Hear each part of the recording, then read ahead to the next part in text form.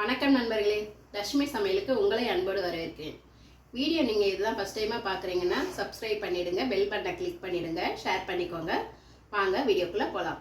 எப்பயும் இட்லி தோசைன்னு சொல்கிறவங்களுக்காக இந்த மாதிரி ஒரு டிஃப்ரெண்ட்டான ஒரு டிஃபன் செஞ்சு பாருங்கள்.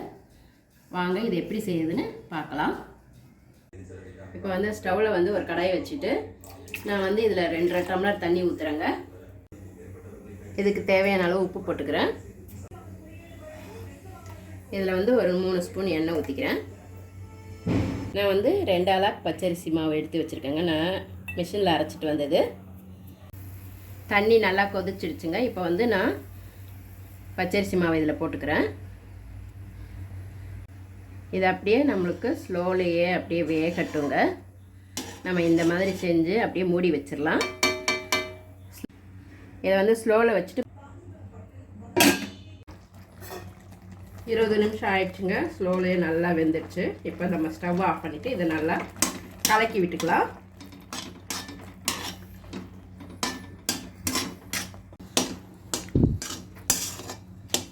இது நல்லா இந்த மாதிரி கலந்து விட்டுட்டு கொஞ்சம் சூடு ஆறட்டுங்க. அதுக்கப்புறம் பார்க்கலாம். நம்மளுக்கு கை தொடுற சூடு இருக்குங்க. இப்போ நம்ம கையில் பிசைஞ்சிக்கலாம். இது நல்லா சாஃப்ட் ஆகிற வரைக்கும் நம்ம உருண்டை பண்ணிக்கலாங்க. இந்த பச்சரிசி மாவு கொஞ்சம் பழைய அரிசி மாவு. பழைய அரிசினா நம்ம புது அரிசி பழைய அரிசி அந்த மாதிரி விற்கும்ல, அந்த மாதிரி இது பழைய அரிசி. அதனால் கொஞ்சம் தண்ணி இழுக்கொன்றதுக்காக நான் கொஞ்சம் 1/2 டம்ளர் சேர்த்து வச்சுருக்கேன். 2.5 டம்ளரை வச்சுக்கிட்டேன். இல்லைன்னா 1க்கு 1 வச்சாவே போதும். இந்த மாதிரி நம்ம உருண்டையெல்லாம் இல்லாமல் நல்லா பிசைஞ்சு எடுத்தாச்சுங்க. நல்லா சாஃப்டாகவும் இருக்குது பாருங்கள். இப்போ இது காயாமல் இருக்கிறதுக்கு இது மேலே எண்ணெய் பூசிக்கலாம்.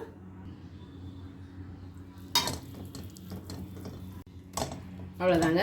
நம்ம இது சின்ன சின்ன உருண்டைங்களாக செஞ்சுக்கலாங்க. நம்ம கொஞ்சம் கையில் எடுத்துக்கிட்டு காயாமல் இருக்கிறதுக்கு ஒரு ஈர துணி போட்டு மூடி வச்சுக்கிட்டு கொஞ்சம் கொஞ்சமாக நம்ம உருண்டை செஞ்சு எடுத்துக்கலாம். நம்ம கொஞ்சம் மாவை எடுத்துக்கிட்டு இந்த மாதிரி உருண்டையாக செஞ்சு போட்டுக்கலாங்க.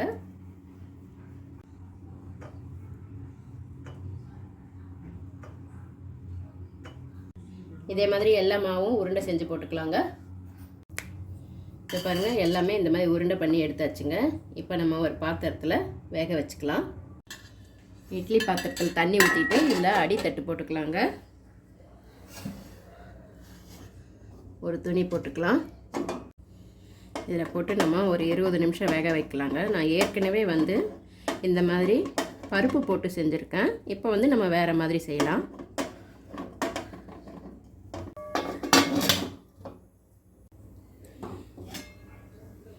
20 நிமிஷம் ஆயிடுச்சுங்க. நல்லா வெந்திருக்கு. பார்த்திங்கன்னா ஷைனிங்காக இருக்குது. நம்ம சந்தேகமாக இருந்தால் தண்ணி கையில் தொட்டு பார்த்துட்டு இந்த மாதிரி தொட்டிங்கன்னு வச்சுக்கோங்க, ஒட்டாமல் இருக்கணும். அவ்வளோதான். ஸ்டவ் ஆஃப் பண்ணிவிட்டு இதை கொஞ்சம் தட்டில் எடுத்து ஆற வச்சுக்கலாங்க. இப்போ ஸ்டவ்வில் ஒரு பானலி போட்டுக்கிறேங்க. அதில் கொஞ்சம் எண்ணெய் ஊற்றிக்கிறேன். அதில் கொஞ்சமாக கடுகு போட்டுக்கிறேன். வச்சதும் இது நல்லா சூடு ஆறிடுச்சுங்க. இப்போ இதில் போட்டுக்கலாம்.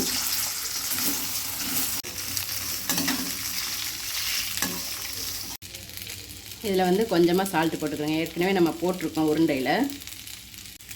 இப்போது இட்லி பொடி போட்டுக்கிறோங்க. அது மேலே போட்டு நல்லா கலந்து விட்டுக்கலாம்.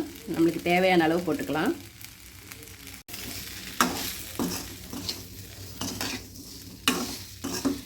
இட்லி பொடி போட்டு நல்லா கலந்து விட்டுக்கிட்டு இது பண்ணிக்கலாம். அவ்வளோதாங்க. நல்லா கலந்து விட்டுட்டு நம்ம இப்போது ஸ்டவ் ஆஃப் பண்ணிக்கலாம். பார்த்திங்களா, ஒரு டிஃப்ரெண்ட்டான ஒரு டிஃபன் ரெடி ஆகிடுச்சு. நீங்களும் உங்கள் வீட்டில் ட்ரை பண்ணி பாருங்கள்.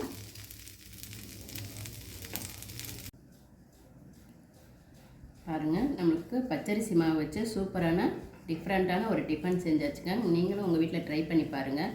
நம்ம எப்போ பார்த்தாலும் இட்லி தோசை சாப்பிட்றதுக்கு பதிலாக இந்த மாதிரி டிஃப்ரெண்ட்டாக செஞ்சு கொடுத்தா எல்லாருமே ரொம்ப விரும்பி சாப்பிடுவாங்க.